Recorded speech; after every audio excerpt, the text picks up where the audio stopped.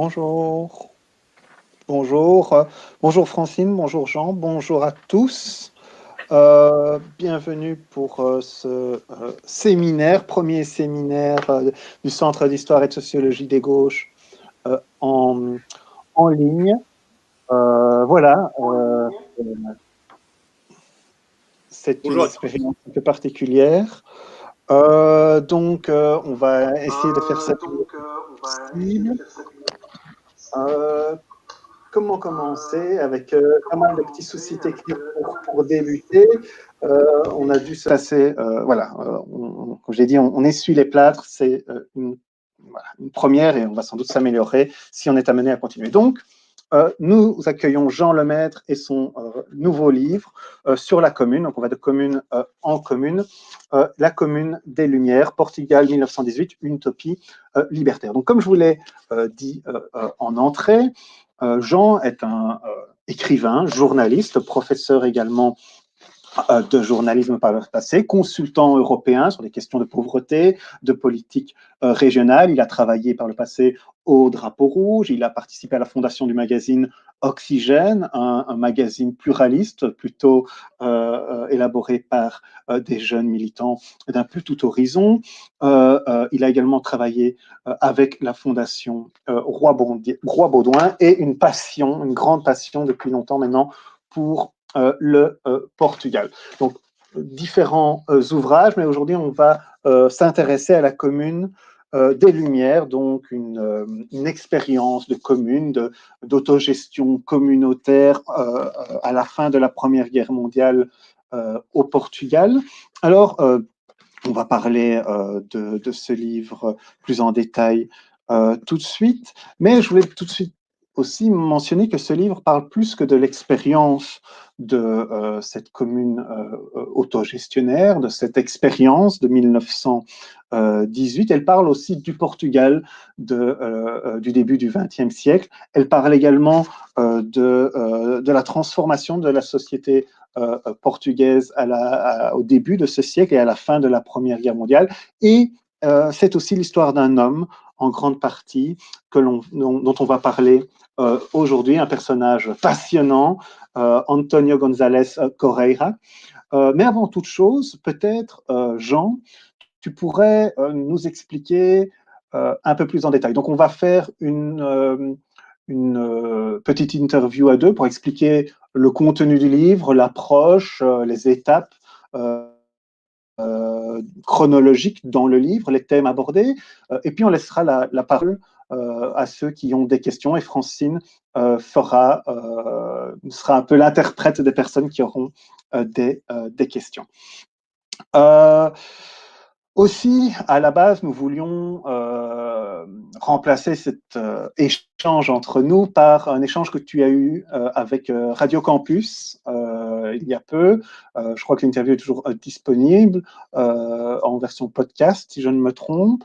Malheureusement, on n'a pas pu diffuser cette interview aujourd'hui parce que la qualité n'était pas bonne et il n'était pas possible d'avoir une extenso, cette interview de 40 minutes. Donc, on va reproduire ce qui s'est fait avec Radio Campus. On a travaillé en collaboration pour ce séminaire. Malheureusement, ça n'a pas été possible de reproduire ici l'interview. Donc, on va finalement retracer le parcours de ce livre. Alors, Portugal, début du XXe siècle, on ne connaît pas très bien l'histoire du Portugal, on connaît plutôt bien la fin, la deuxième partie du XXe siècle, mais que peut-on dire de cette commune qui émerge dans un Portugal du début du XXe siècle, Jean?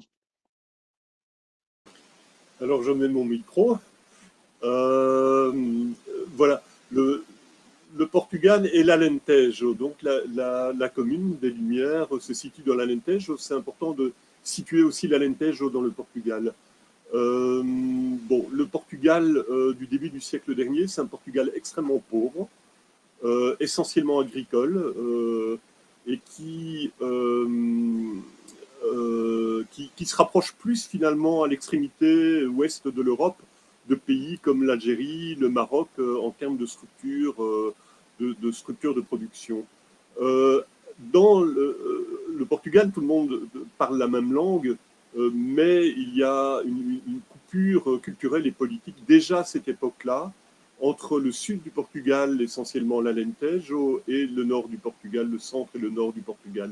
Alors l'Alentejo, c'est une des régions donc au sud du Portugal. Pour bien comprendre, c'est une région pas très peuplée encore aujourd'hui.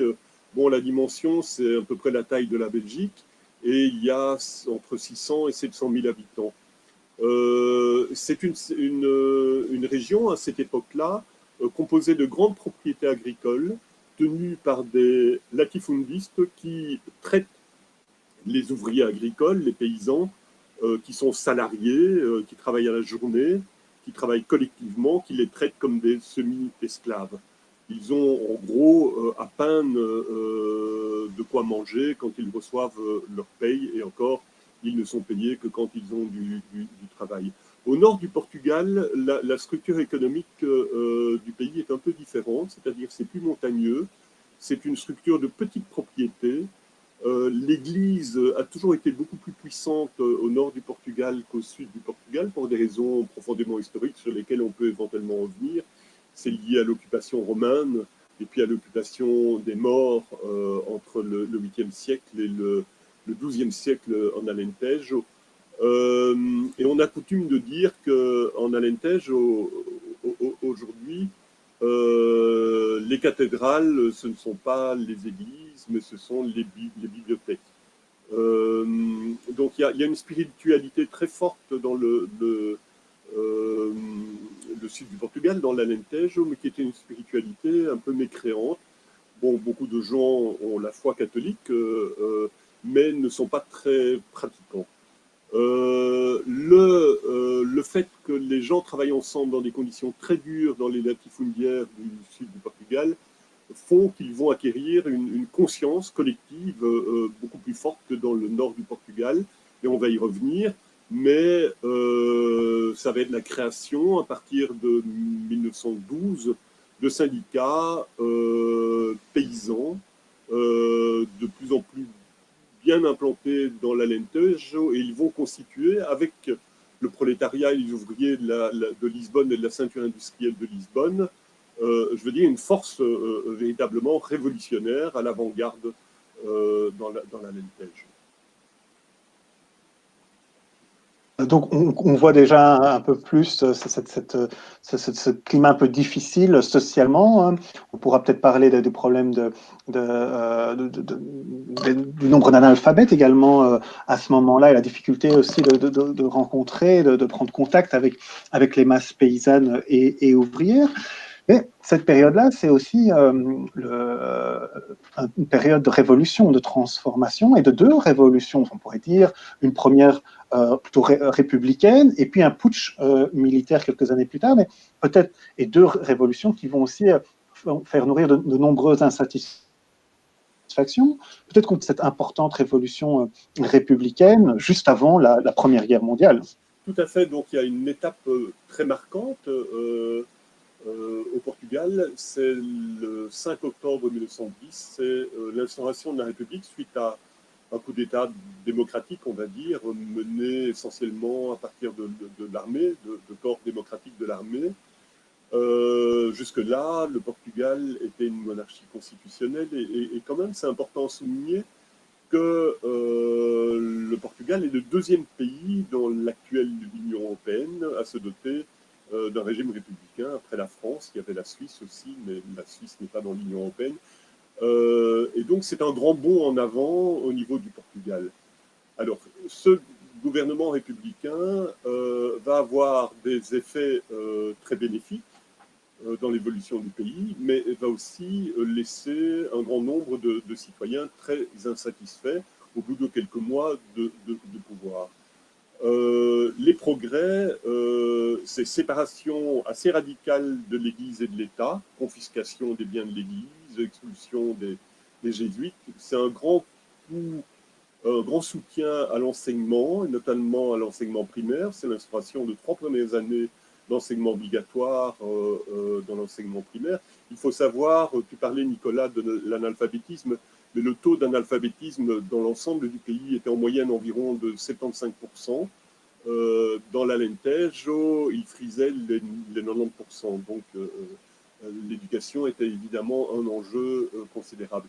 Et ensuite, les républicains vont proclamer des libertés fondamentales, liberté de réunion, liberté de la presse, l'absence de censure. En tout cas, au début, et puis il y a un parlement qui est élu, il y a une nouvelle constitution qui est adoptée.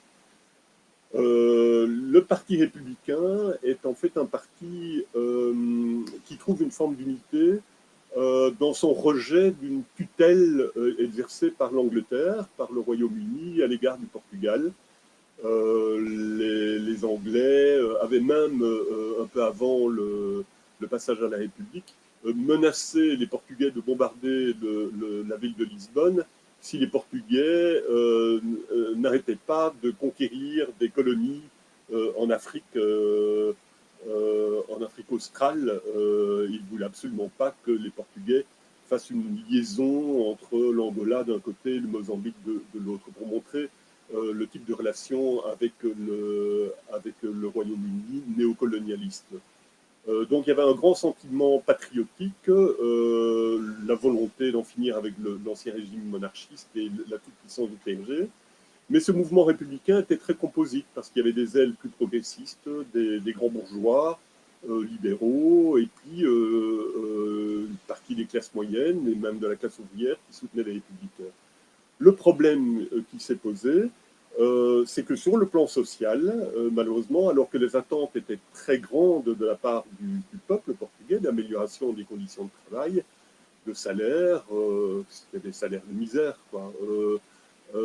Ces revendications ont été vite déçues parce que dès 1911-1912, les grèves, les mouvements revendicatifs au Portugal ont été très très durement réprimés par le pouvoir républicain qui est devenu de plus en plus impopulaire.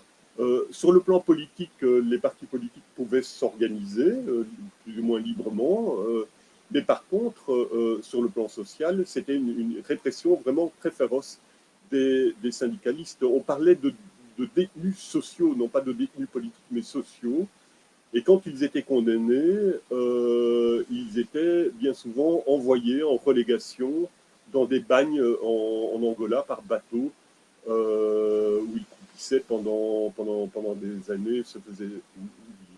Donc le climat devient progressivement de plus en plus explosif, et c'est ainsi aussi qu'un certain nombre de républicains, dont précisément Antonio Gonçalves, l'animateur de la Commune des Lumières, va quitter, dégoûté et déçu par la République, va quitter le parti républicain, le camp républicain, pour rejoindre le camp des anarchistes, dont les membres vont gonfler et les initiatives vont se multiplier au Portugal. À cette époque-là, on est entre 1900 et 2013. Ok. On me dit que lorsque je te parle, il faut que tu coupes ton micro, sinon ça fait écho. Donc, quand je te pose une question, sinon il faudrait que voilà. Et puis, je ne voudrais pas que tu me coupes la parole. Hein. Il faut rester sérieux. Donc, merci pour ce premier aperçu qui permet de mieux comprendre un peu le contexte et qui est finalement l'arrivée d'un mouvement anarchiste qui se développe au Portugal et dans la péninsule hispanique, un peu des spécificités également, l'émergence de figures comme Ferrer, des rencontres avec Élisée Reclus également, et puis ce personnage, peut-être que tu peux me synthèser autour à la fois de cette émergence de ce, je ne sais pas comment l'appeler, l'anarcho-bolchevisme, voilà, c'est un mouvement un peu disparate qui va s'inspirer également des soviets très très vite, et donc il y a cet Antonio González Correa qui est le fondateur de cette commune des Lumières, et qu'on a aussi un peu apparenté à un anarchiste tolstoïen, une figure tolstoïenne. Peut-être tu peux voilà, nous brosser le tableau entre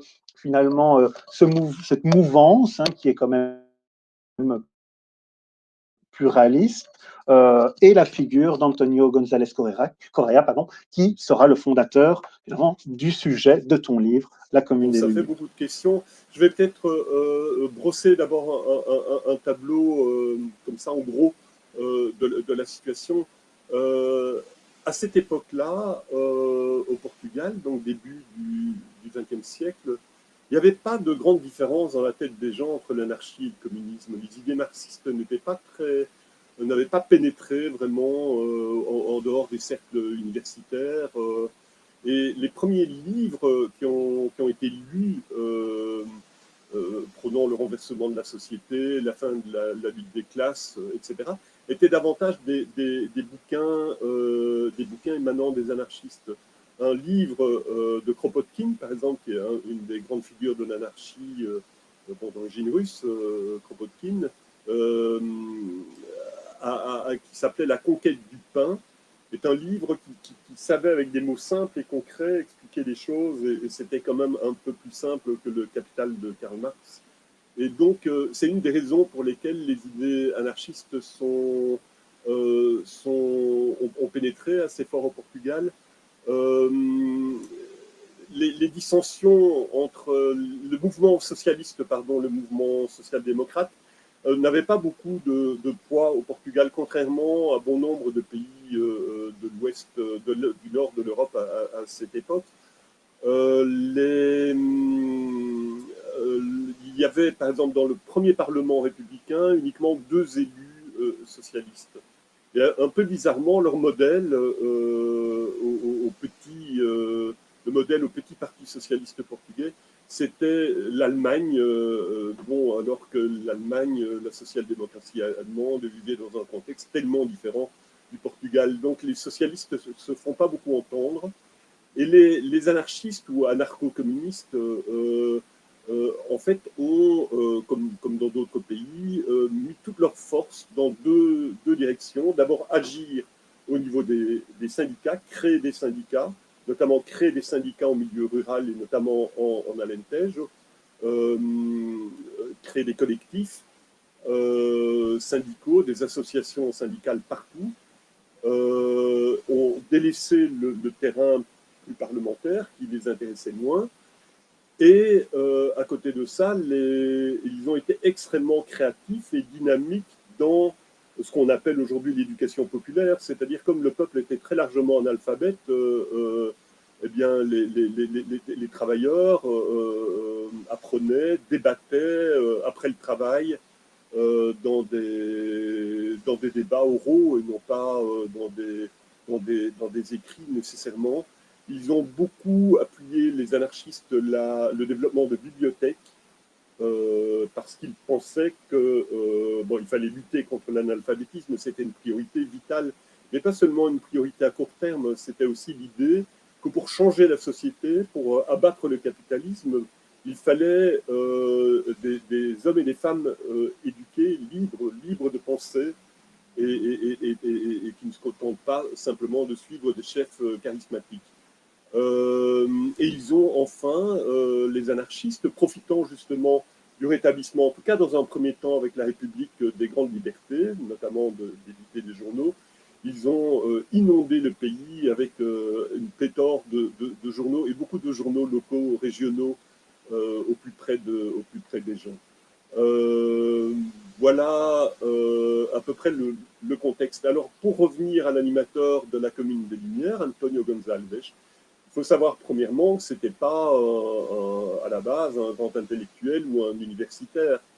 Il est devenu intellectuel par la pratique et c'était essentiellement un autodidacte. En fait, Antonio Gonçalves est né en 1886 dans un petit village du cœur de l'Alentejo, du sud de l'Alentejo. Son papa était cordonnier, il fabriquait des chaussures comme artisan, et sa maman était femme à journée, femme de ménage. Le fait que son papa était cordonnier fait qu'il y avait un atelier dans la maison, modeste, où au Portugal c'est toujours un peu comme ça, les cordonniers sont un lieu de sociabilité, c'est un peu une micro-maison du peuple. Les gens ne viennent pas chercher uniquement leurs chaussures, mais ils prennent un tabouret, ils discutent et on échange des idées. Donc il a fait 3 ou 4 années d'école primaire.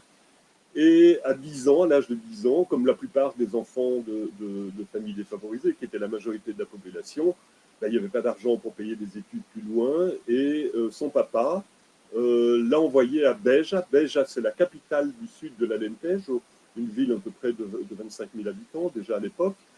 Et il a été employé dans un petit commerce à Beja à 10 ans pour gagner sa vie. Antonio González, c'est un homme qui était assez intelligent, qui bénéficiait déjà d'une ouverture culturelle familiale de par les activités d'artisan de son papa. Et il va très rapidement écrire sans faute. Il sera vraiment avide de se cultiver. Il ira à la bibliothèque. Le premier livre qu'il a lu, qu'il a emprunté, ça j'ai eu la preuve, à la bibliothèque de Beja à l'époque, c'était Germinal de Zola. Et puis il a commencé à dévorer les livres anarchistes. Un autre anarchiste, une grande figure de l'époque, qui a eu beaucoup de succès au Portugal, ça a été même le premier à être traduit en portugais là-bas. C'est Malatesta, un anarchiste italien, qui avait commis un livre qui s'appelait tout simplement L'Anarchie, et qui servait un petit peu de bréviaire, entre guillemets, pour conscientiser les gens. À Beja, c'est quand même une petite ville, donc il y a du mouvement, il y a une première antenne syndicale qui se crée. Antonio González va y participer.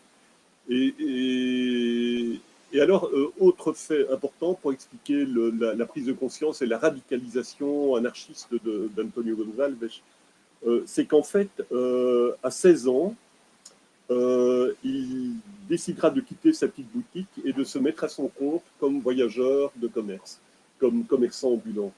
En réalité, sa tâche, c'est pas de conduire une charrette avec plein d'ustensiles qui vont dans les villages. Non, il était intermédiaire. Donc, il avait son vélo, il prenait le train, parce que le chemin de fer était en pleine expansion à l'époque, et il allait de localité en localité avec des catalogues pour proposer aux gens des machines à coudre, des légumes, du textile, du tissu, de la laine pour faire des vêtements, etc. Et en fait, il a une nature, Antonio González, aimable, il dialogue beaucoup avec les gens, il n'est pas du tout dogmatique, il écoute. Et le fait qu'il traverse tous les villages de l'Alentejo, même déborde un peu sur l'Algarve, un peu plus au sud que l'Alentejo, le met en contact avec les réalités sociales. Alors le mauvais, le dur, c'est que les gens vivent dans une misère crasse. La tuberculose fait des ravages à l'époque. Les paysans isolés, il n'y a pas de voiture, de toute façon ils n'ont pas de quoi payer un taxi, etc. Quand ils sont malades, ils ne peuvent pas voir de médecin, il n'y a pas de médecin à la campagne. L'alcoolisme fait des ravages aussi, l'illettrisme, bien sûr. Et le côté positif, c'est qu'il rencontre des gens aussi extraordinaires, avec un grand cœur, avec une volonté de se battre collectivement. Et ça lui donne une connaissance fine des réalités sociales et ça renforce sa volonté de combattre avec les anarchistes sur le terrain social pour faire en sorte que les gens assis deviennent debout et de créer des expériences collectives qui aient un effet de démultiplication. Alors Nicolas, tu évoquais la figure de Tolstoï. C'est vrai qu'au Portugal, et parfois ça m'agace un petit peu, tout le monde dit, Antonio González n'est malheureusement pas très connu au Portugal, mais ceux qui s'y intéressent, et ils se répètent les uns les autres, disent « Ah, c'était un anarchiste tolstoïen ». Alors peut-être, oui, sur certains plans, c'est-à-dire que Tolstoï était profondément pacifiste. Antonio González était partisan d'un anarchisme résolument pacifique. Donc il condamnait les poseurs de bombes et les actes individuels violents avec la plus grande fermeté. Tolstoï était végétarien, Antonio González était végétarien aussi, mais beaucoup des grands leaders comme Kropotkin ou autres étaient aussi végétariens. Mais je pense qu'il y a une différence fondamentale entre l'anarchisme de Tolstoï, qui était en plus profondément chrétien, tandis que Antonio González était profondément mais anticlérical. C'est qu'en fait, son anarchie était sociale. l'idée de la commune, on va y venir peut-être, Nicolas, mais ce n'était pas de se réfugier, comme le prônait Tolstoï en Russie, dans une clairière pour vivre uniquement d'eau fraîche et coupée du monde. Non, c'était créer une commune pour mettre debout les gens et pour montrer que c'est possible de créer des alternatives. Et par l'exemple de la commune, c'était une pédagogie de l'exemple, encourager d'autres travailleurs dans d'autres lieux à faire de même et finalement à multiplier les petites communes qui, selon l'idéal de Bakounine, était appelée à se fédérer. Et donc, en se fédérant, de former une espèce de grande chaîne qui allait progressivement changer les rapports de force, les rapports socio-économiques, et aussi se développer à une échelle mondiale pour créer un monde de fraternité basé sur la coopération, sur la paix, sur la fraternité, etc. On peut penser que c'était un rêve très idéaliste, mais au jour d'aujourd'hui, c'est ça qui m'a passionné dans la commune d'Antonio Gonzalez et qui m'a poussé à y travailler de longs mois. C'est que je trouve que cet idéal et l'expérience de la commune dont on va parler, d'Antonio Gonzalez, présente une actualité assez extraordinaire vu les problèmes que nous rencontrons aujourd'hui.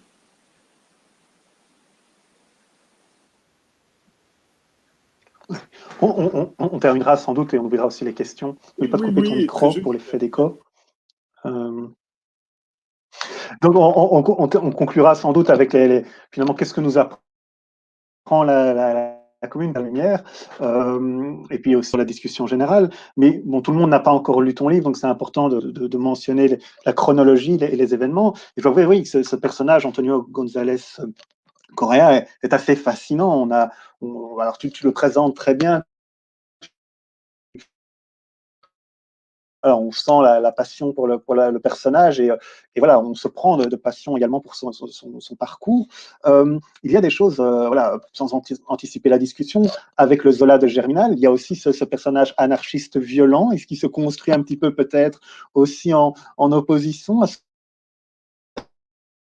qui pousse à la destruction de la mine. Donc ben voilà, un anarchiste plutôt violent, alors que lui, on pourrait l'appeler un anarchiste pacifiste. Et on reviendra sur la présence voilà, d'anarchistes, notamment lors du coup d'État militaire et des événements de décembre 1918. Vraiment des éléments très intéressants dans ce parcours et dans ce personnage, et j'invite vraiment nos auditeurs, on dirait à la radio, à s'engouffrer dans le livre pour en connaître plus sur lui.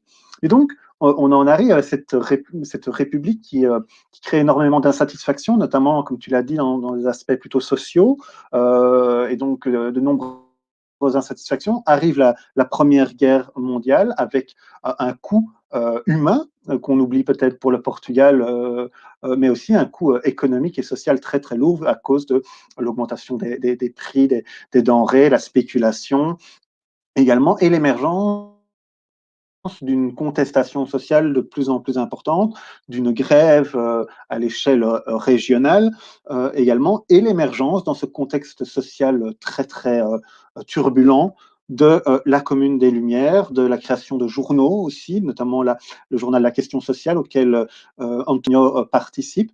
Donc peut-être tu pourrais nous parler un peu plus de cette commune, ce qu'elle représente, quelles étaient ses ambitions et quelle était l'ambition d'Antonio, au-delà voilà, de l'idée de Bakounine, finalement de faire naître une série d'autres communes. Voilà, qu'est-ce qu'elle organisait, qu'est-ce qu'elle faisait, cette commune?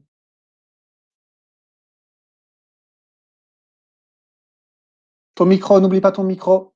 Ton micro. Ton micro. Antonio González en 1916, avec une série de compagnons anarcho-communistes comme lui, ont lancé un journal, La Question sociale. C'est important de signaler, ça a duré pendant 6 mois avec des correspondants locaux dans les villages, etc. Mais c'était galère parce qu'entre-temps, le pouvoir républicain avait rétabli la censure sur les journaux et surtout sur les journaux anarchistes et radicaux. Donc il fallait changer d'imprimeur sans arrêt, il y avait plein de tracas de bâtons qui étaient mis dans les roues de ce journal. Donc, le journal a servi aussi de préparation à la commune et même de faire la publicité pour la future commune. Alors, pour être très, très concret, pour que ceux qui nous écoutent et nous voient visualisent bien les choses, c'est une commune, c'est pas la commune de Paris, hein, on est en pleine campagne. Cette commune fait à peu près 3-4 km². Elle se situe à 7-8 km d'un village qui s'appelle le Valle de Santiago, en plein cœur de l'Alentejo, et qui est parmi les villages et les endroits où la paysannerie s'organise en syndicats, etc. C'est vraiment le village rouge par excellence.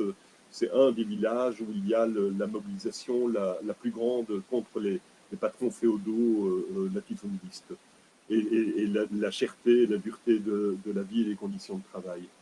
Donc on est vraiment en zone rurale. Et l'originalité, donc Antonio González réunit 15 personnes, 10 hommes et 5 femmes, plus des enfants.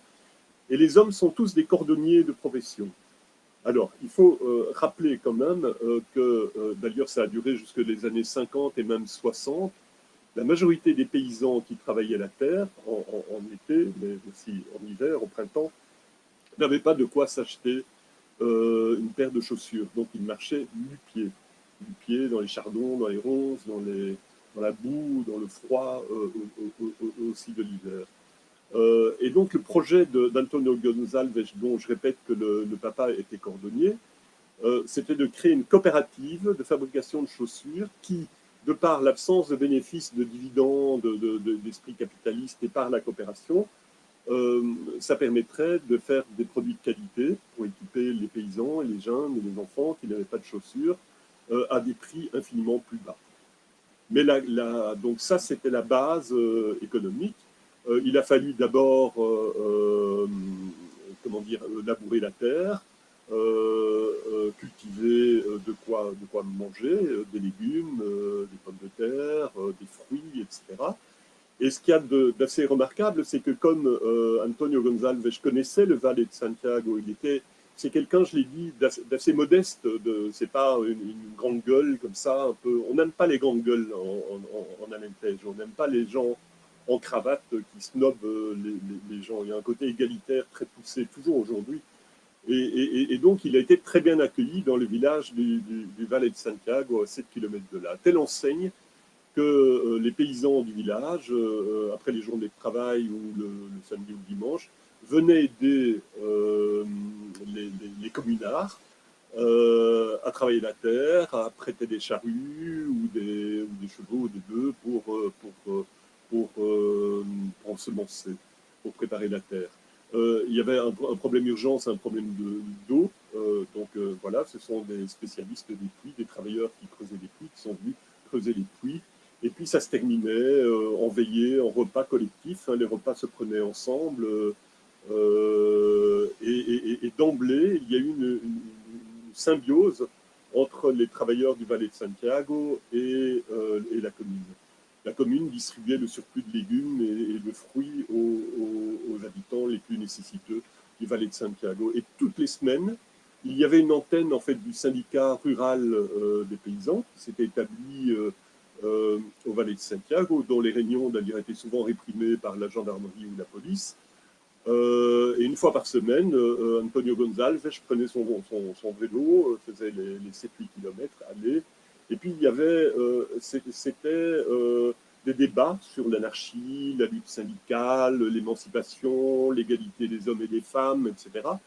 Mais aussi beaucoup de poésie et beaucoup de chansons, parce que c'est profondément ancré dans la tradition de l'Alentejo. C'est la poésie orale. On aime dire les choses en poésie. Et il composait des petits poèmes qui étaient mis sur des musiques traditionnelles du Portugal. J'en ai un ici qu'il avait composé, qui est devenu l'hymne de la commune des Lumières. Voilà, c'est très court. Dans un petit village, on entend les travailleurs se dire les uns aux autres, plus jamais d'esclaves ni de maîtres. Et puis les gens qui ne savaient pas lire et écrire pour la majorité chantaient dans leur jardin, puis voilà, la chanson était reprise de maison en maison. Voilà, voilà la situation. Mais effectivement, alors, ce qu'il y a de particulier aussi, c'est la seule commune, la commune des Lumières au Portugal, qui a réussi à se maintenir en fait 2 ans. Il y a eu 2 autres tentatives, une en Angola, bon, ça a tout à fait échoué, une autre dans le nord du Portugal, dans le Trás-os-Montes, qui est une région vraiment désertique à la frontière de l'Espagne. En fait, les anarchistes qui ont créé cette commune, ça a tenu quelques semaines, pas plus, parce qu'ils étaient complètement isolés. Ils ne connaissaient pas la zone. Ils venaient d'une ville de Chaves, qui est une ville moyenne au nord du Portugal, et ils ne connaissaient pas tout ça. Et ce qu'il y a d'intéressant dans Antonio Gonçalves, c'est qu'en même temps, pour moi, il agissait d'une façon très concrète, très locale, on ne peut plus local, au Valle de Santiago, dans la ferme à 7 km du Valle de Santiago, mais en même temps, il avait une culture autodidacte extrêmement large. Il connaissait l'histoire de Rosa Luxemburg, il connaissait l'histoire de Louise Michel, il était en contact avec des militants anarchistes espagnols. Et alors, une chose qui me paraît importante, aussi dans le contexte d'aujourd'hui, si on veut tirer des leçons positives, non pas faire un copier-coller de ce qu'ils ont fait à l'époque, mais et de voir qu'est-ce qu'il y avait peut-être de moderne et d'intéressant dans cette expérience, avec l'aide d'une institutrice qui avait laissé l'enseignement traditionnel pour rejoindre la commune.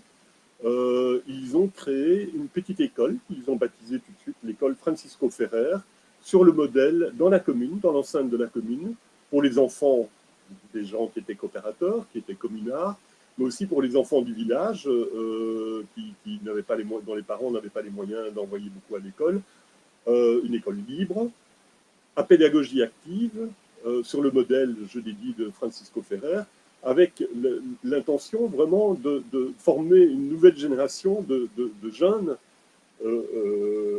maîtrisant la langue, l'écriture, la parole, etc., mais aussi capables de raisonner par eux-mêmes et libérés d'un enseignement qui, à l'époque, était extrêmement autoritaire, classique, comme on l'a connu d'ailleurs dans d'autres pays, et la Belgique également.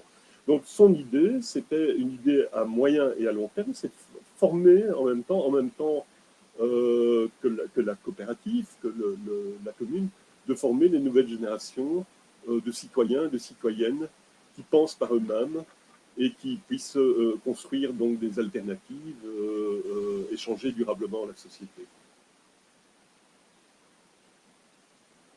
Je coupe mon micro. Ok, merci pour ce... Oui, le micro.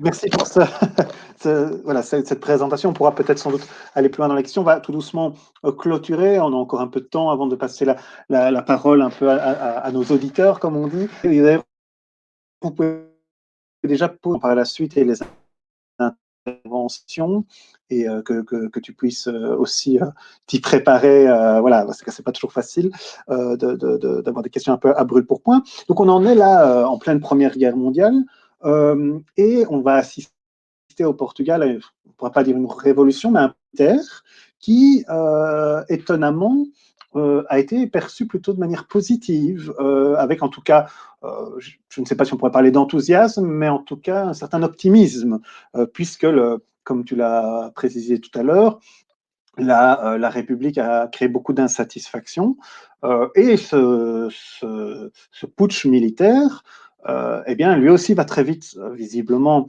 créer de nombreuses insatisfactions et en parallèle à cette fameuse Commune des Lumières, arrive une période de répression des mouvements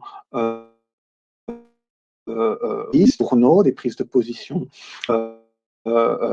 socialistes même, anarchistes, marxistes. On est aussi dans un contexte post-révolution de 1917. Donc, cette commune, eh bien, elle se retrouve dans un moment très, très turbulent et elle va en payer peut-être aussi le prix. Peut-être que tu pourrais nous expliquer en quelques mots ce passage du livre qui, pour moi, est parmi les passages peut-être les plus forts ce moment de répression qui se met en place à ce moment-là, très très dur, avec ces expulsions de 30 personnes en Angola, dont seulement 29 reviendront plus tard. Enfin, voilà, un moment très très fort. Puis l'assassinat également à ce moment-là, qui mettra un peu fin à une période de trouble. Alors, je ne sais pas si on verra bien la qualité de l'image, mais ici, voilà, Antonio Gonçalves Correa, avec sa fameuse barbe, dont peut-être tu pourras mentionner aussi en conclusion que le port de sa barbe fut en quelque sorte un moyen de résistance jusqu'au bout, comme tu le mets tu en parles dans ton livre. Et donc, voilà, ce coup d'État militaire et puis un peu la fin de la Commune est assez, je pense, important pour tout doucement conclure la présentation, et aussi rappeler qu'il a fait une deuxième tentative quelques années plus tard, en 1926. Et puis ton livre s'arrête plus ou moins là. On connaît un petit peu son parcours. Finalement, tu te concentres principalement sur cette période extrêmement intéressante et turbulente. Moi, quand je donne mes cours, j'ai une approche de l'Europe après la Première Guerre mondiale, je ne fais pas souvent le détour par le Portugal, et il s'avère que c'est extrêmement intéressant pour comprendre les transformations des sociétés européennes de la Première Guerre mondiale. Mais je te laisse la parole sur voilà, la fin de la Commune, finalement. Bon, je vais aller assez vite pour laisser le champ, bien sûr, au débat, aux questions. Alors, le mouvement républicain, j'ai dit, déçoit beaucoup de monde. Il faut dire aussi que le gouvernement républicain a cédé aux nouvelles pressions des Britanniques, qui ont exigé que le gouvernement portugais, qui se maintenait un peu en dehors du conflit, envoie des milliers d'hommes se faire déchiqueter dans les tranchées. Or, le mouvement anarchiste, qui était très puissant à cette époque-là, était profondément pacifiste et épousait une ligne qui n'était pas celle de Kropotkin d'ailleurs, et qui était une ligne plutôt celle de Rosa Luxemburg, c'est-à-dire une ligne internationaliste, en disant que les prolétaires n'avaient qu'à perdre de cette guerre menée entre capitalistes et impérialistes. Voilà. De Jean Jaurès aussi, malheureusement il en est mort de cette prophétie. Mais alors, effectivement, au mois de décembre 1918, il y a un putsch à l'intérieur des Républicains. Donc c'est un officier militaire, Sidonio Paes, qui prend le pouvoir et qui parvient habilement à tromper un peu le peuple en disant, voilà, on va arrêter la guerre, on va libérer les prisonniers sociaux, etc. Ce qu'il fait d'ailleurs. Mais tout de suite après, il dissout l'Assemblée nationale, il arrête ou il suspend toutes les libertés fondamentales, et il aura bien berné son monde. En fait, il est apparu que ce putsch a été mené avec le soutien et des Britanniques, qui craignaient comme la peste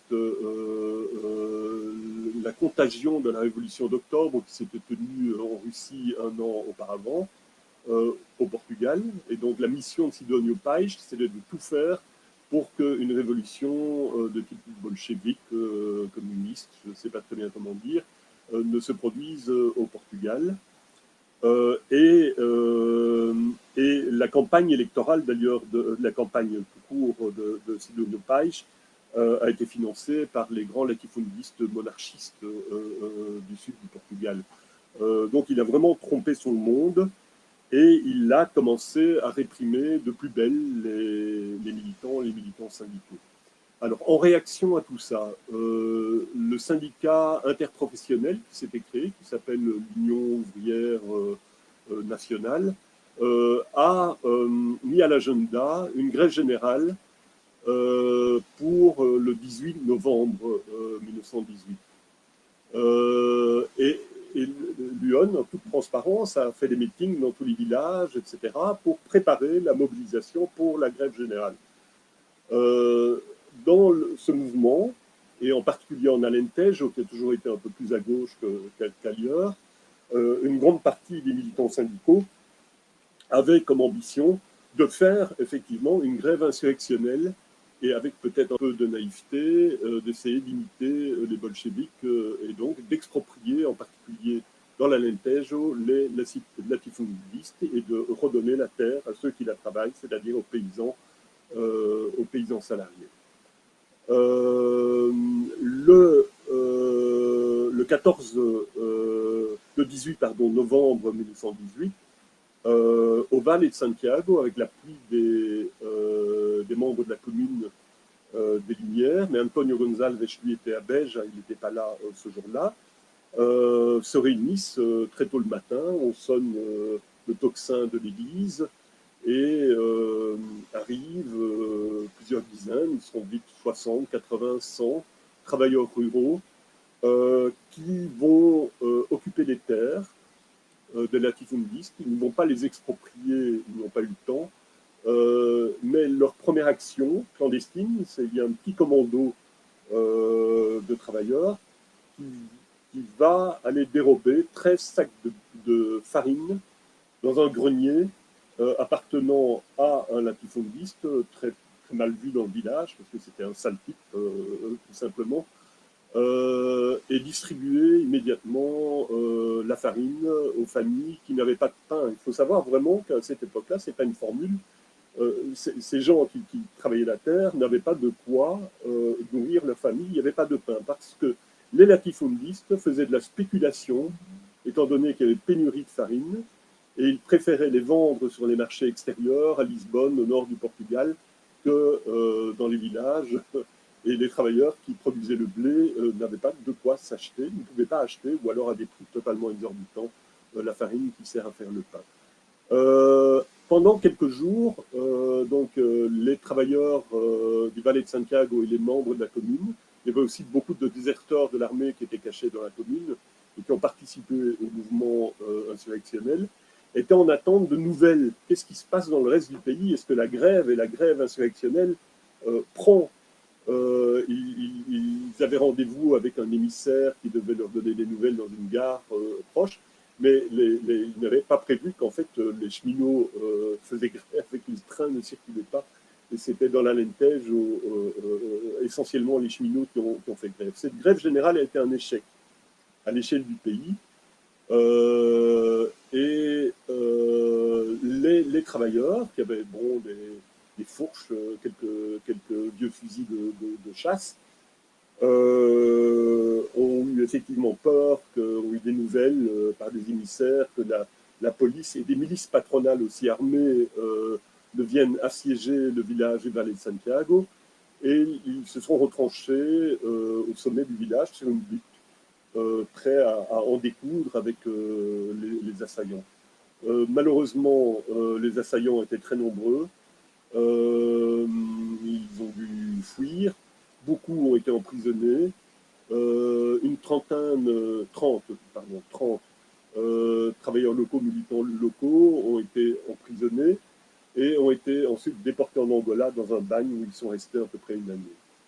Antonio González, qui était sur ces entrefaites à Beja, a été arrêté quelques jours plus tard, avec une inculpation qui n'a jamais été prouvée de vol de farine. C'est-à-dire que les policiers ont estimé, comme c'était le Bakounine, le Robin des Bois de l'Alentejo, c'était lui qui avait évidemment tout organisé.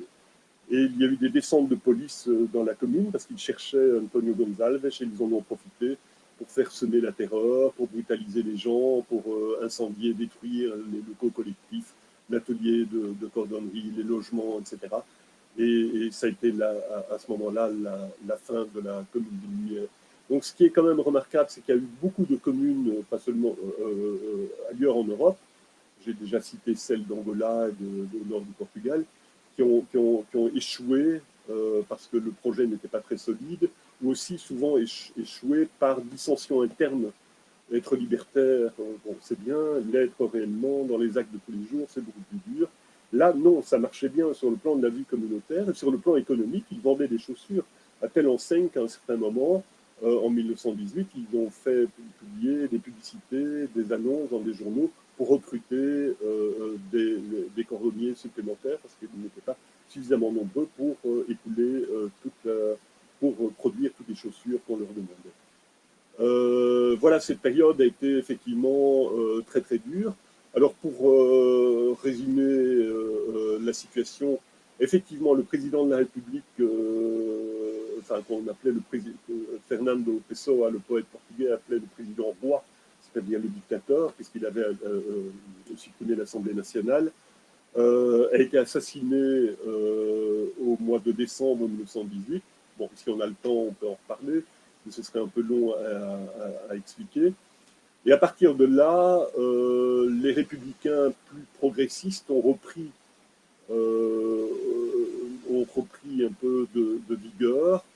Il y a une tentative de putsch monarchiste catholique à partir du nord du Portugal, mais qui a été étouffée avec l'aide notamment de la classe ouvrière, du peuple qui s'est mobilisé aux côtés de la République. Et début 1919, il y a eu vraiment un changement politique, c'est-à-dire que les travailleurs ont obtenu des avancées considérables, notamment la journée des 8 heures de travail. Les militants politiques, sociaux, pardon, oui, politiques aussi, ont été libérés. Antonio Gonçalves a été libéré en janvier 1919, mais autour du village du Valle de Santiago et dans les villages environnants, la répression patronale a continué à durer encore plusieurs mois. Il a fallu attendre, avoir beaucoup d'actions, de pétitions, de campagnes d'information du principal journal anarchiste qui s'appelait La Bataille, pour faire libérer les fameux 30 compagnons déportés en Angola. Et il y a eu plusieurs expéditions vraiment punitives des milices patronales au Valle de Santiago, notamment une le 1er mai 1919, où plusieurs dizaines de milices armées patronales sont venus chercher des gens, donc il y avait des indicateurs qui avaient donné les noms, dans les maisons au Valle de Santiago, qui les ont conduits devant le fameux grenier où 13 sacs de farine avaient été volés pour donner aux gens qui avaient faim, et les ont passés à tabac. Il s'en est fallu de très peu qu'ils ne meurent, quoi. Et donc, avant que l'Alentejo et ce bastion rouge du Valle de Santiago et des villages environnants ne retrouvent la paix et un changement, il a fallu encore plus de temps. Alors, effectivement, Antonio Gonçalves, quelques années après être sorti de prison, c'est un têtu, hein, il n'a jamais renoncé jusqu'à sa mort à son idéal.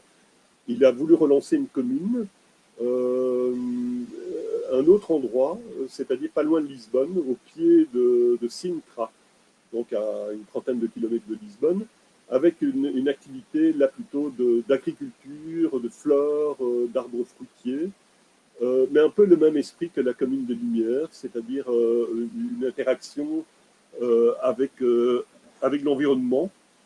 Il s'agissait d'accueillir dans la commune des enfants très pauvres, abandonnés dans les rues de Lisbonne, de leur donner une éducation, de les nourrir, de s'occuper d'eux. C'était des espérantistes qui voulaient promouvoir l'idéal, qui donnaient des cours d'espéranto. Et comme la dictature, la République a été supprimée, et c'était la dictature, le régime dictatorial à partir de 1928, la commune a caché des résistants antifascistes. Et lorsque il y a eu la guerre d'Espagne, la commune a aussi abrité et caché le nombre de républicains qui fuyaient l'Espagne, qui pensaient trouver un abri au Portugal, mais au Portugal, s'ils étaient pris par la police, ils allaient être expulsés en Espagne et risquer la mort. Donc voilà, cette commune Clarté, malheureusement, n'a pas vraiment duré beaucoup de temps. En tout cas, Antonio Gonçalves s'en est retiré au bout à peu près d'une année, parce qu'en fait, il y avait trois partenaires anarchistes dans le coup, qui avaient réuni des économies, et il y a eu un conflit financier, un conflit d'organisation entre deux personnes, Antonio Gonçalves et un anarchiste de Porto. Du coup, ils se sont retirés tous les deux. est resté l'anarchiste de Lisbonne et qui a continué à une plus petite échelle la commune, mais qui était plus un lieu vraiment d'accueil antifasciste, de filière pour faire en sorte que les gens puissent se cacher, échapper à la répression policière, échapper à la dictature et à la prison. Voilà. Tu me parlais, Nicolas, mais on ne va pas tout dire, il faut laisser la parole. Ok, merci, Je merci Jean. été Euh, donner la parole oui, à, on va conclure. Tu veux couper ton micro? aux personnes qui ont la gentillesse de nous écouter. Et je ferme mon micro. Voilà.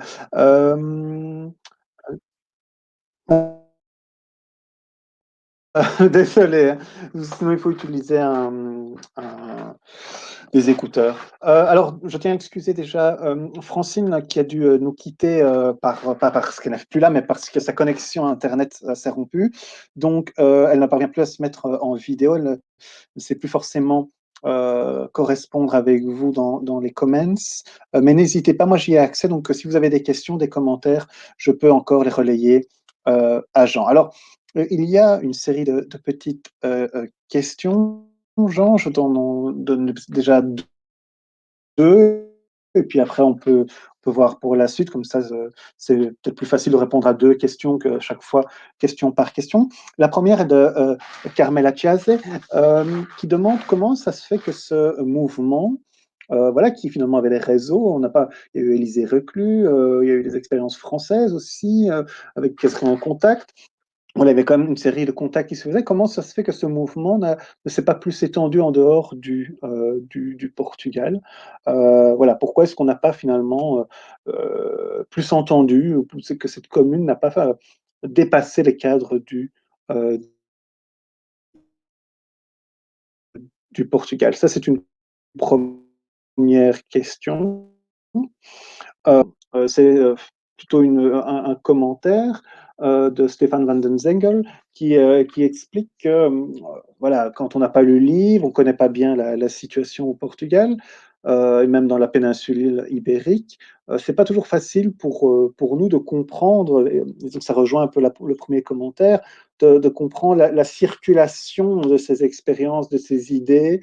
Alors tu l'as un peu mentionné, mais peut-être que, bon, alors moi j'ai lu le livre, donc c'est un peu plus clair, mais comment véritablement, tu l'as dit aussi, le problème de traduction, comment ils arrivaient à prendre connaissance des écrits, des mouvements, des personnalités à ce moment-là. Alors tu as parlé du fameux, j'ai oublié le titre sur le pain, mais bref, on y reviendra. Et donc expliquer peut-être un peu plus la circulation dans la péninsule ibérique. Voilà, il y a d'autres petits commentaires, mais on peut déjà commencer avec ceux-là qui se rejoignent quelque peu. D'accord. D'abord, bonjour Carmela. Bon, je ne suis pas spécialiste des communes partout en Europe, mais évidemment, il n'y a pas que au Portugal que ça s'est passé. D'ailleurs, peut-être même que une des caractéristiques au Portugal, c'est qu'il y a peu de communes par rapport à l'Amérique latine à l'époque, peut-être par rapport à l'Espagne. Je connais pas suffisamment l'Espagne, peut-être par rapport à l'Italie aussi.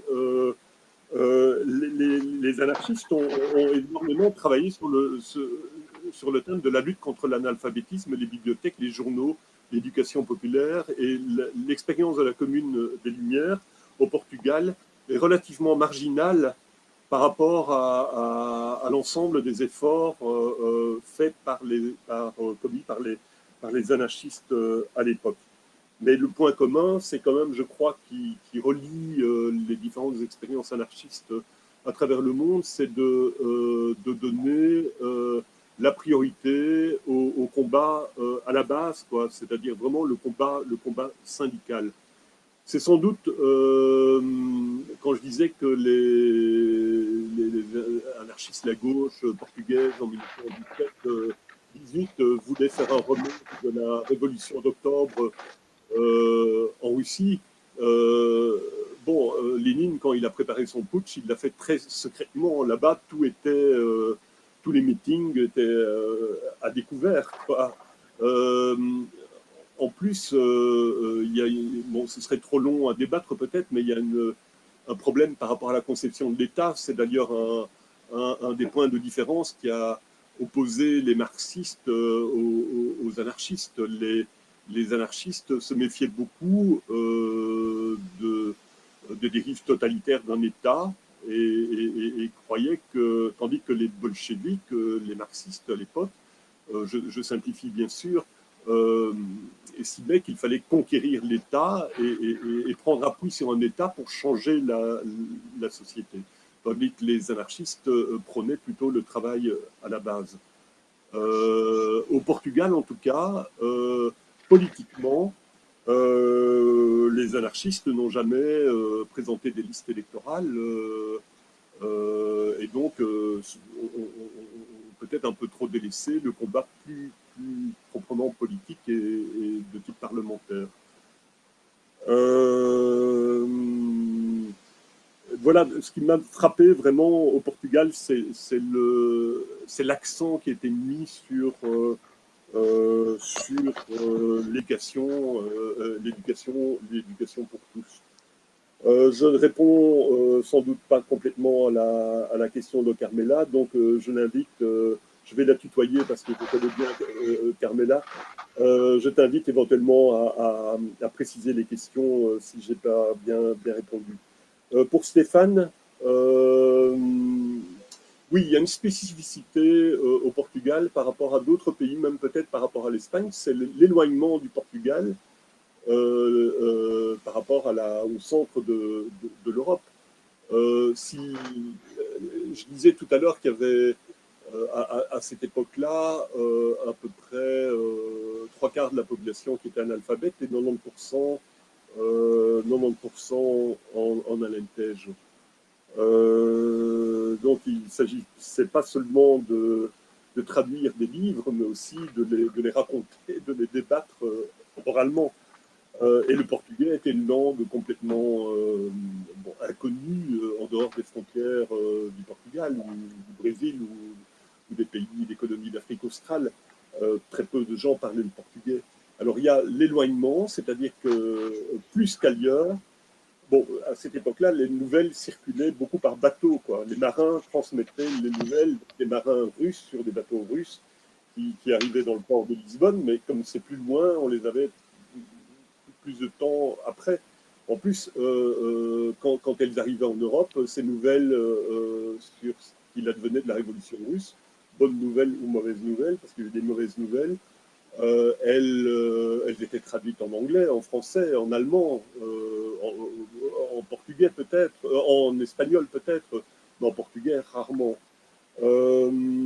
Alors, il y a un autre élément, c'est que dans les pays du nord de l'Europe, bon, je prends la France, je prends l'Allemagne, voilà, prenons ces deux pays, ou la Belgique aussi, la gauche était majoritairement une gauche social-démocrate, socialiste, bien implantée, et le combat était la conquête du suffrage universel, et qui ont réussi déjà avant la guerre 14-18 à marquer des points relativement structurés dans une structure économique beaucoup plus industrielle qu'au Portugal.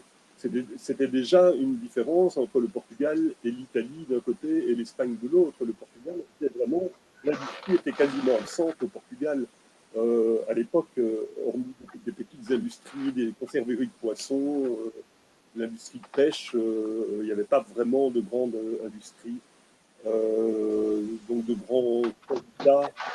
Alors, ce qui caractérise politiquement le Portugal, c'est que j'ai souvent employé le mot anarcho-communisme. La révolution d'octobre, je crois que Nicolas l'a souligné dans son introduction, la révolution d'octobre a suscité en fait un très grand espoir auprès du peuple portugais. Et ce n'est pas pour rien que l'Angleterre et la réaction, les gens les plus conservateurs au Portugal ont craint une contagion au Portugal de la révolution d'octobre. Parce que dans un peuple essentiellement paysan, les mots d'ordre de Lénine c'est-à-dire donner la terre à ceux qui la travaillent, exproprier les latifundistes russes. C'était la même structure de la terre, grosso modo, là-bas et au sud du Portugal. Donc ces mots d'ordre ont beaucoup résonné, comme les mots d'ordre de soviets, tout le pouvoir aux soviets ont beaucoup résonné auprès des anarchistes portugais qui misaient sur la démocratie directe, le débat, la pluralité des opinions, etc. Bon, malheureusement, ça c'était le début de la révolution bolchevique. On a vu que après les choses se sont tendues et que dès la fin 1918, des anarchistes en masse ont commencé à être emprisonnés en Russie et que les bolcheviks ont confisqué un petit peu le pouvoir et ont rompu avec les anciens alliés socio-révolutionnaires, bolcheviks. Mais il y avait un décalage dans le temps, dans l'accès à l'information, en particulier au Portugal. Ce qui fait que, en fait, le Parti communiste portugais s'est créé en 1921. Mais au début, il n'y avait pas vraiment de grande différence. C'est une partie d'ailleurs des anarchistes qui ont créé le Parti communiste portugais, qui était plus un parti communiste pour soutenir la révolution russe. Et ce n'est qu'à partir de 1922-23 qu'on a appris que les opposants étaient en prison, les anarchistes étaient déjà déportés, et la répression des anarchistes en Russie soviétique. Et là, il y a eu un véritable schisme. Okay. Grande différence, je termine par la grande différence entre le Portugal et les pays Allemagne, France, etc. Au lendemain de la Seconde Guerre mondiale, quand il y a eu une division entre les socialistes et les communistes, voilà, les communistes sont nés de fractions de gauche dans les partis socialistes, tandis qu'au Portugal, le Parti communiste a été créé en fait par les anarchistes. C'est une forme de paradoxe, mais c'est ainsi. Ok, Jean, on a encore une série de questions. Voilà, des questions très très intéressantes, assez stimulantes. Une première qui est plutôt une sorte de commentaire, remarque, un peu sur le ton de l'humour, c'est sur l'Antonio Tolstoïen, en disant qu'une autre grande différence, c'est Philippe Schwarzenberger qui pose cette question, mais qui est plus un commentaire, en disant qu'une autre grande distinction qu'on pourrait faire, c'est que Tolstoï était un grand propriétaire foncier, potentiellement que ce serait une autre grande différence à souligner par rapport à Antonio. Autre chose, voilà, tu as parlé, il y avait cette anecdote dans le livre que je pense qui est assez marrante. Alors, on ne sait pas si c'est vrai, c'est le mythe, mais cette histoire qu'Antonio s'arrêtait quand il était sur son vélo lorsqu'une colonne de fourmis traversait la route. Voilà, je veux dire, le mythe en donne, ou l'histoire finalement donne presque plus d'informations que si le fait était avéré. Je pense que c'est intéressant. Alors pourquoi je parle de ce mythe? Parce que ça fait partie de tes sources aussi, de ton analyse, c'est finalement la continuité, comment ce récit a persisté. C'est pour rejoindre une question de Thomas Van Zwol, une très bonne question également, qui dit, eh bien, on parlait de la Commune de Paris au début, et elle reste un phare, une référence des mobilisations sociales en France, et notamment de la gauche en France. Est-ce que la Commune des Lumières est aussi une référence dans la gauche portugaise aujourd'hui? Est-ce qu'on en parle? Est-ce que c'est encore un modèle? Alors, ce sont deux voilà, deux questions. Et la troisième, il y en a d'autres, on y reviendra, mais on va faire ces trois questions-là, même si celle sur Tolstoï est plus de l'ordre pour continuer à souligner les différences plus que les comparaisons. L'autre question de Jacques Gillen, qui est assez intéressant également, parce que c'est quelque chose qui m'avait aussi frappé, surtout si on parle des tentatives d'autogestion coopérative dans les années 60, 70, un peu partout en Europe. C'est pourquoi finalement la Commune donc, des Lumières, ici, hein, à différence de celle peut-être de 1926, eh bien, elle a bien fonctionné dans le sens qu'il y avait une bonne entente. Comment expliquer que ça ne s'est pas délité alors qu'on a eu plein d'autres expériences qui sont délité. Voilà, il y a d'autres questions, mais voilà, si tu pouvais répondre déjà à celle-ci, et peut-être de manière un peu plus courte, si c'est possible, parce que sinon on ne pourra pas faire tout le monde. Voilà, n'oublie pas ton micro. Là, je l'allume. Voilà, tu as raison, Nicolas Pupour. Donc, je salue Philippe, Thomas et Jacques. Oui, Philippe, je me permets de te tutoyer parce que je te connais aussi, je t'apprécie beaucoup. Tu as tout à fait raison par rapport à Tolstoï, donc j'en rajoute pas. Alors, Antonio Gonçalves, non, il est pas très connu au Portugal. Bon, c'est toujours un peu la même histoire, quoi. Il y a beaucoup de. L'histoire est souvent racontée par les plus puissants, les chefs de tribus. Quand il y a un chasseur et un lion, on dit que c'est quand même le chasseur qui, après avoir tué le lion, raconte l'histoire de la chasse. Euh, alors c'est vrai qu'Antonio Gonçalves, oui, c'est un mythe dans l'Alentejo. J'utilise l'expression dans le bouquin, un Robin des Bois. Il était quand même assez étonnant, quoi. Il avait une tignasse comme j'avais moi à 20 ans, c'est-à-dire jusque les épaules. Il avait une longue barbe. C'était un beatnik avant la lettre, dans les années 15, 20, 25, les années de dictature. Euh, et donc, il alimente beaucoup de légendes. On dit parfois. Non, je ne vais pas être trop long. Mais ça fait partie de la. Oui, c'est vrai, Nicolas, tu l'as dit. Parfois, les légendes, les histoires qu'on se raconte nous parlent beaucoup des conditions de vie, de la politique, comme les chansons, comme. Et moi, je suis, bon, vous l'avez deviné, un amoureux de l'Alentejo. J'adore cette manière. Et c'est d'ailleurs dans les bistrots que j'ai eu l'idée, que j'ai appris l'existence de ce vagabond. Là, on me racontait des anecdotes, les plus vieux dans les bistrots, en buvant un petit verre de vin blanc frais. J'ignorais complètement son existence et c'est ça qui m'a donné envie de voir un peu plus loin. On disait que sur le marché à Beja, sous le fascisme, il achetait des cages d'oiseaux et puis il ouvrait les cages, les oiseaux s'envolaient dans le ciel, il y avait plein de gens tout autour et puis quand les oiseaux s'envolaient dans le ciel, il criait Vive la libertad, vive la libertad, vive la liberté. Et tout le monde se mettait à rire, à applaudir, parce qu'évidemment, Vive la liberté, c'était pas la liberté des oiseaux, mais c'était Vive la liberté, à bas le fascisme, à bas Salazar, et tout le monde, bon, tromper les flics, c'est toujours gay. Donc c'est un peuple de poètes qui a une grande spiritualité, qui a un grand sens collectif. Et je trouve que l'Alentejo, ça vaut la peine d'être visité. C'est une région vraiment à part en Europe. Alors, Thomas, la commune des Lumières, oui, au Portugal, ça ne suscite pas beaucoup d'intérêt. Il y a quelques études, pas grand-chose. C'était une difficulté pour moi d'ailleurs d'enquêter, mais j'ai enquêté classiquement, c'est-à-dire à travers des archives, des écrits, des journaux, etc. Mais j'ai fait aussi beaucoup d'interviews, beaucoup d'imprégnation. Par exemple, en Vallée de Santiago, je suis allé. Bon, j'ai la chance de parler portugais couramment. J'ai été frappé à la petite mairie de village.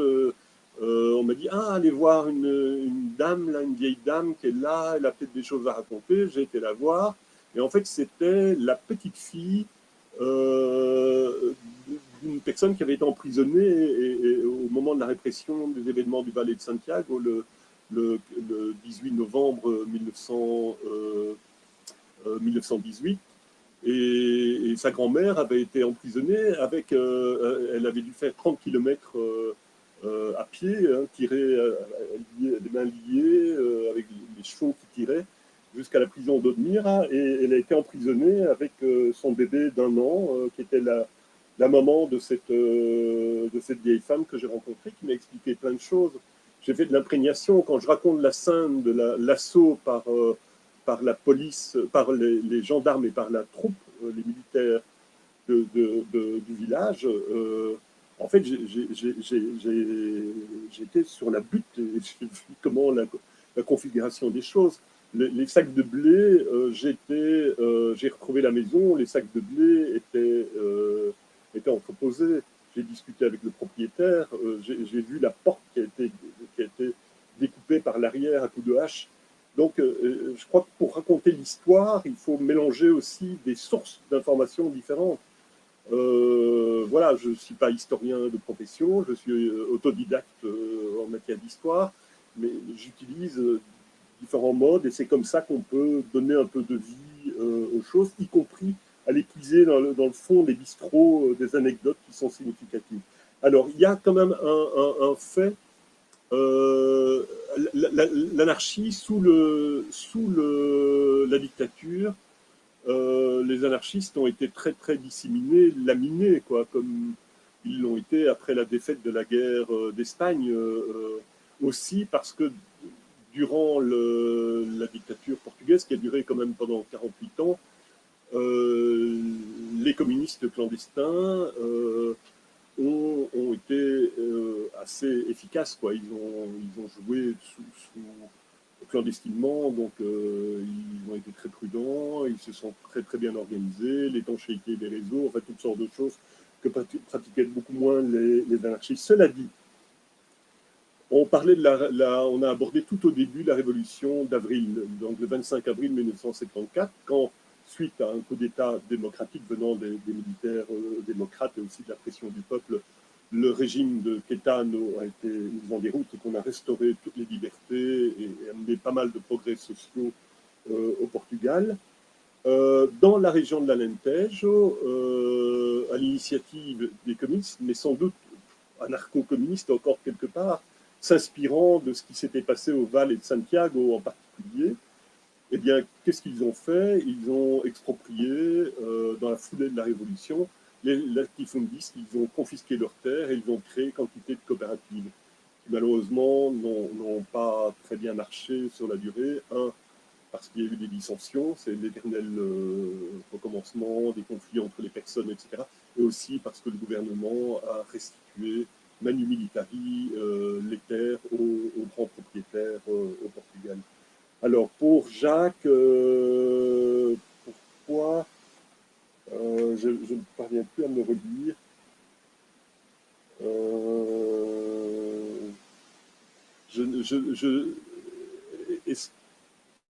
Est-ce que, Nicolas, tu peux me répéter la question de Jacques, s'il te plaît? Nicolas, tu m'entends?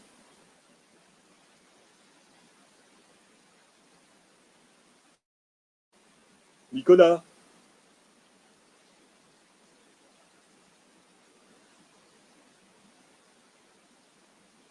Bon, je n'entends pas Nicolas, je ne sais pas si on m'entend, donc je vais continuer à parler. Je vois que Nicolas a été coupé.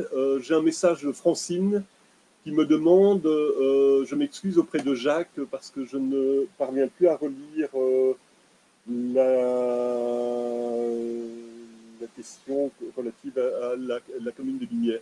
Alors la question de Francine, c'est quel est pour toi l'enjeu actuel à faire connaître cette histoire? Elle entre en résonance avec pas mal de questions évidemment actuelles, écologie, pédagogie, coopérative, mais aussi ancrage dans la lutte sociale.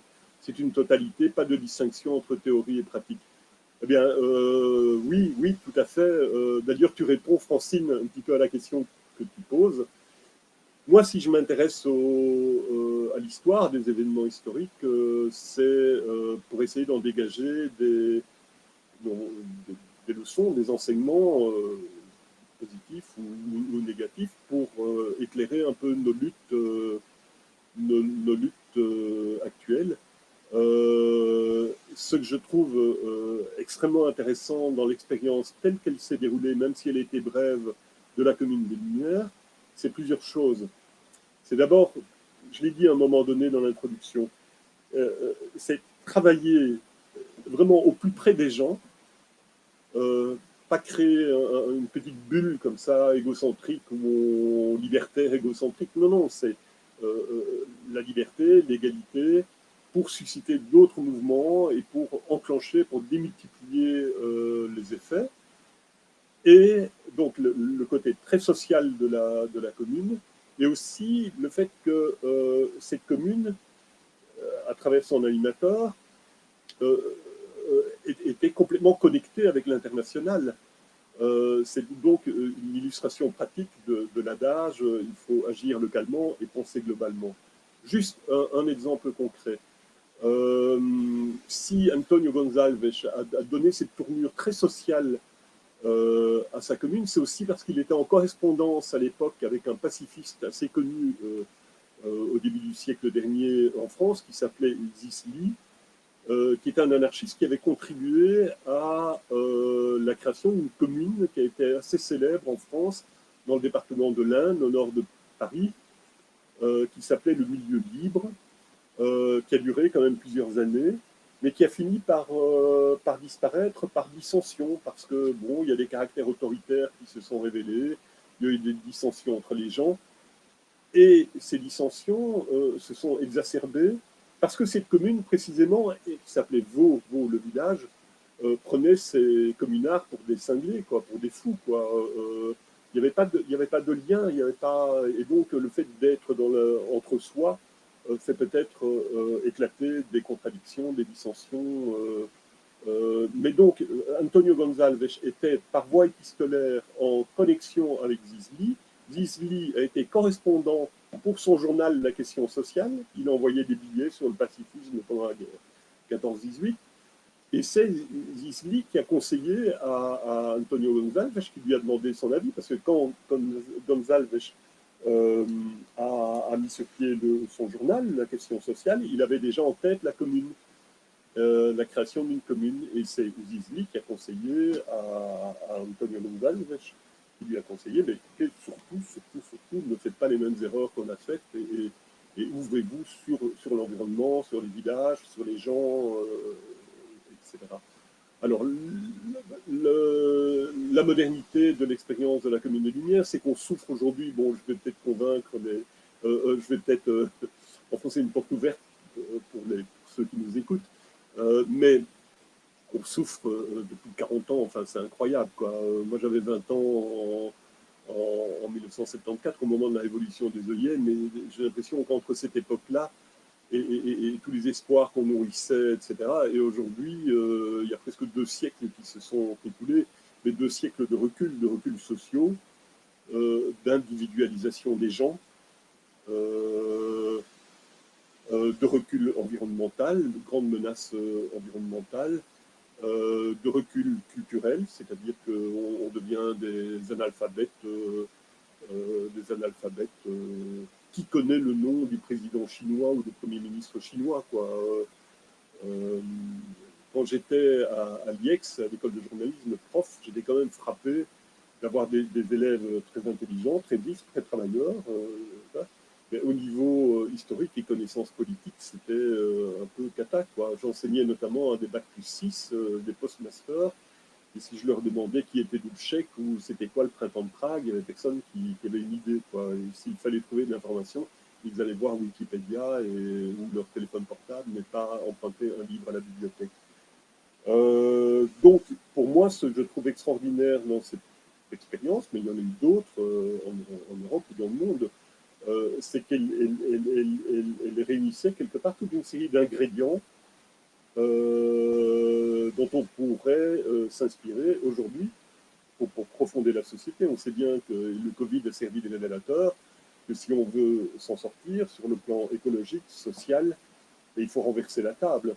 Mais renverser la table, c'est-à-dire changer complètement la société, pacifiquement, pas par des putsch ou des dictatures, certainement pas.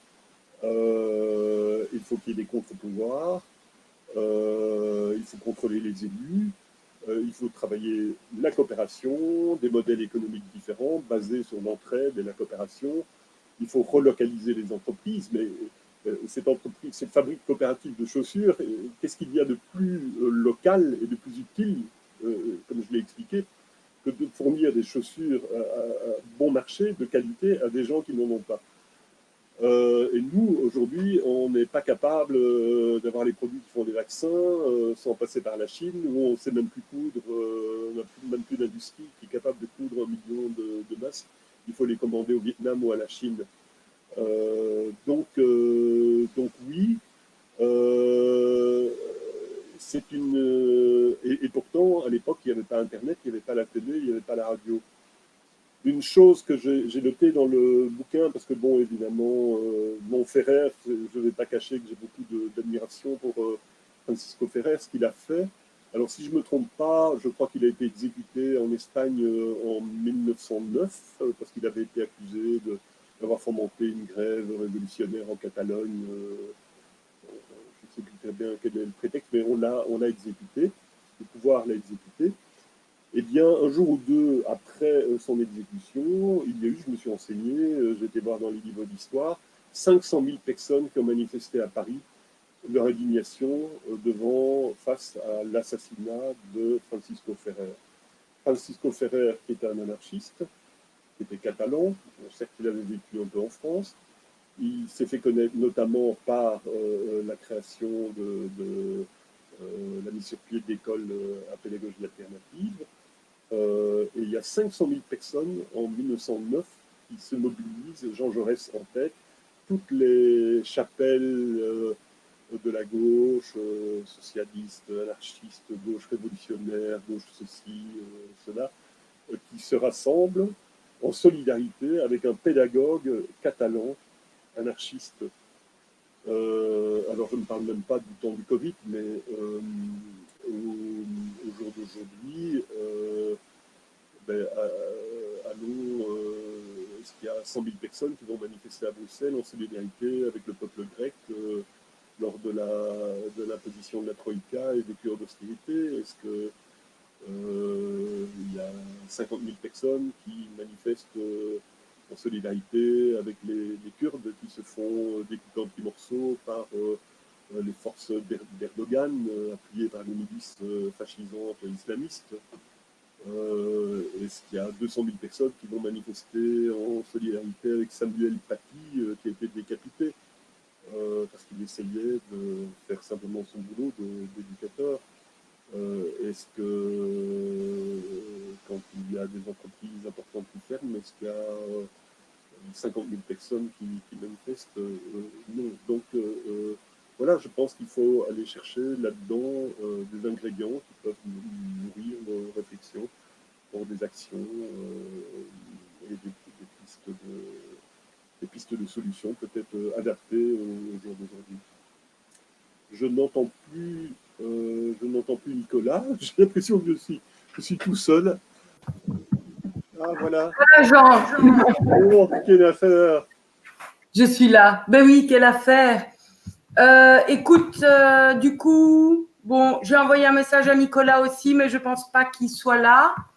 Je proposais qu'on fasse une petite fin à deux, en espérant que je puisse après faire un montage et donc qu'on garde une vidéo de qualité. Bon, peut-être que des gens nous regardent encore, mais ce n'est pas très grave. Sinon, bonjour. Voilà. Sinon, rebonjour. Désolée à tous pour ces soucis techniques. Voilà, c'était une première pour nous.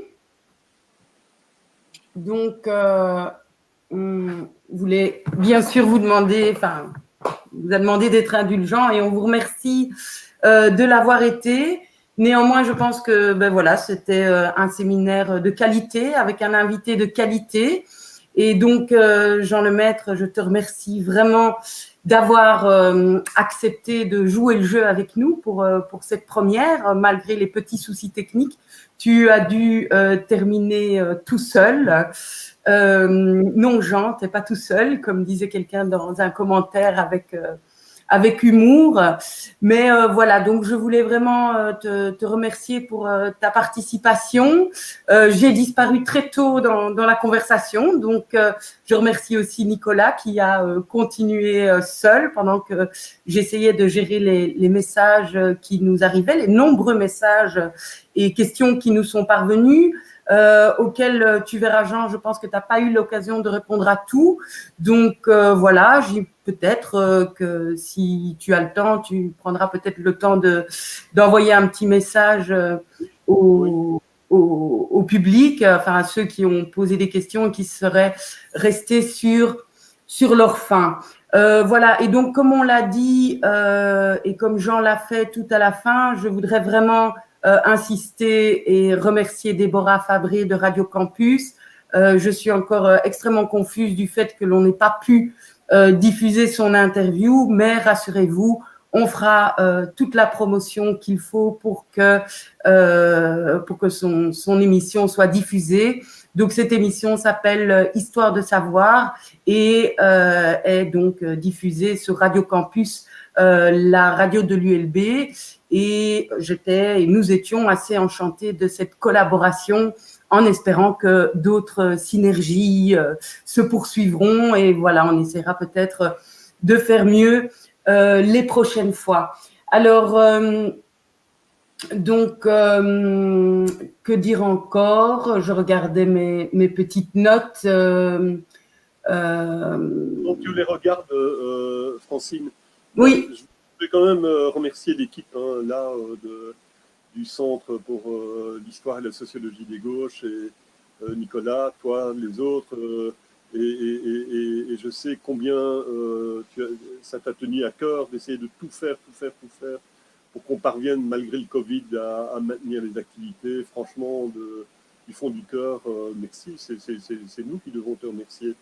Et alors, en ce qui concerne les bombes, et en espérant, voilà, on ne peut pas réussir pleinement du premier coup, et on trouvera certainement les moyens d'améliorer les connexions pour les prochains débats du Centre d'histoire et de sociologie des gauches. Oui, avec plaisir, je pourrais répondre si j'ai les questions, les noms, etc., auxquels je n'ai pas pu répondre parce que je ne les entendais pas.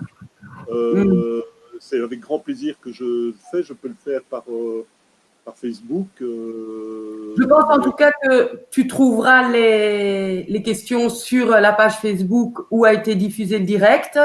Donc, je ne pense pas que les questions vont disparaître. Donc, voilà, si tu as l'envie et le temps, évidemment, sans aucune obligation, tu peux y répondre. C'est pas une obligation. On est des très mauvais élèves, on oublie de couper notre micro quand on parle. Tu entends un écho, toi? Bon, peut-être que… Et moi, je l'entends. Non. Maintenant, tout va bien, je ne sais pas pourquoi. Voilà.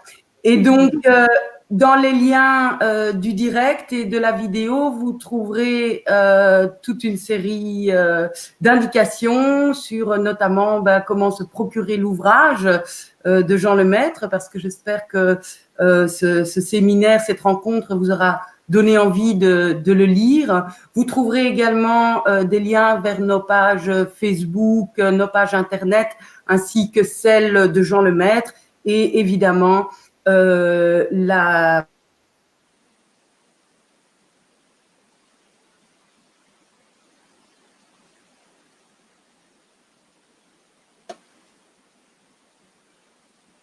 connexion. Voilà, on est de retour. C'est parfait. Aussi, n'hésitez pas, vous avez vu que la vidéo était diffusée sur YouTube. Nous avons une chaîne YouTube qui s'appelle Conférence Colloque Replay, sur laquelle il existe déjà un certain nombre de vidéos de conférences qu'on a faites et filmées.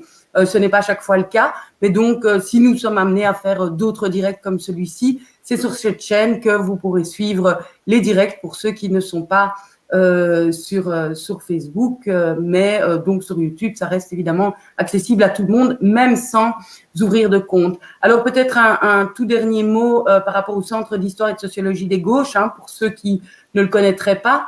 Le Centre d'histoire et de sociologie des gauches fait partie de l'Institut de sociologie de l'ULB. Il est hébergé dans le même bâtiment d'ailleurs que l'Institut des hautes études, dont on aurait pu parler aujourd'hui, puisque Élisée Reclus est en quelque sorte à l'origine de la création de l'Institut des hautes études, puisque en 1894, et c'est peut-être ce qui relie l'ULB et le livre de Jean Lemaître, c'est la figure d'Élisée Reclus, donc qui a été très influent vraisemblablement au Portugal. Voilà, je ne savais pas du tout cela. Mais à l'ULB aussi, il a eu une grande influence et donc il est géographe, anarchiste, il dispensait des cours à l'université, mais le conseil d'administration, assez réactionnaire, a eu peur effrayé par les idées anarchistes d'Élisée Reclus, a voulu interdire ses cours. Et cela a provoqué une levée de bouclier, un tollé, et ensuite une rupture au sein de l'université, dont a émergé l'Université Nouvelle et l'Institut des hautes études.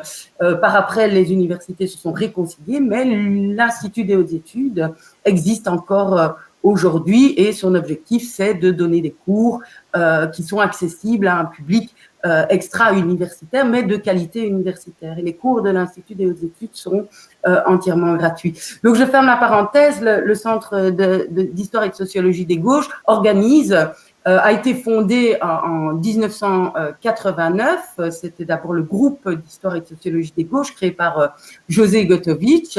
Et depuis cette date, évidemment, bon, l'équipe a changé, mais depuis cette date, le centre a organisé toute une série de colloques, conférences, expositions. Vous retrouverez tout ça sur notre site internet du Centre d'histoire et de sociologie des gauches, qui se trouve, dont le lien se trouve dans les références en dessous de la vidéo.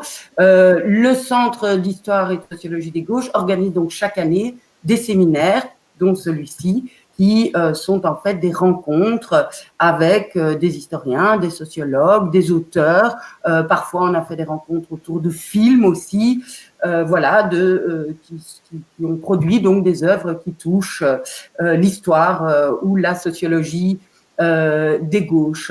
Voilà, et donc on voulait effectivement continuer à faire ces séminaires qui étaient programmés malgré le confinement.